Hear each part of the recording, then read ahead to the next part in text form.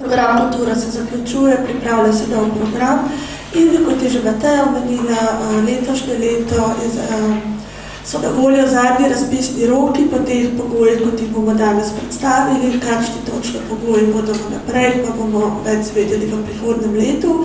In mi bi res želeli spodbuditi kulturne organizacije, da izkoristijo to priložnost in se mogoče že v okviru tega programa prijavijo s svojimi projekti, s svojimi aktivnostmi, da bo potem prehod v nov program lažji.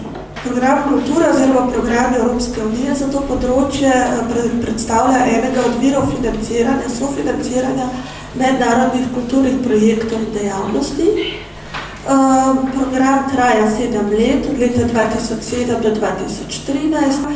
Za to obdobje je bilo na voljo in je še nekaj na voljo 400 milijonov evrov, pri čemer se na leto porabi približno 50 do 60 milijonov evrov namenjeno podpori za projekte sodelovanja, podpori delovanja organizacij in pa promocijskim aktivnostim in raziskavam. Upravičena za sodelovanje so vsa področja kulture razen audiovizualnega sektorja, kateremu je namenjen poseben program medija. Program je centraliziran, izvaja se ga iz Bruslja, vse prijave se pošiljajo v Bruselj, financira se iz Bruslja in v njem, kot je že Sonja povedala, sodeluje 37 evropskih držav z letošnjim januarjem. Kdo se lahko prijavi? Sodelujejo lahko javne ali zasebne organizacije, ki opravljajo glavno dejavnost na področju kulture in ne v audiovizualnem sektorju, imajo status pravne osebe, torej fizične osebe niso upravičene, in pa imajo sedež v eni od 37 držav članic programa.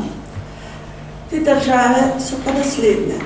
Države članice Evropske unije, države Evropskega gospodarskega prostora, države Republike nekdanje Jugoslavije ter Turčija in z letošnjim letom tudi Albanija. Vse ostale države, ki niso zgoraj naštete, imajo status tako imenovanih tretjih držav.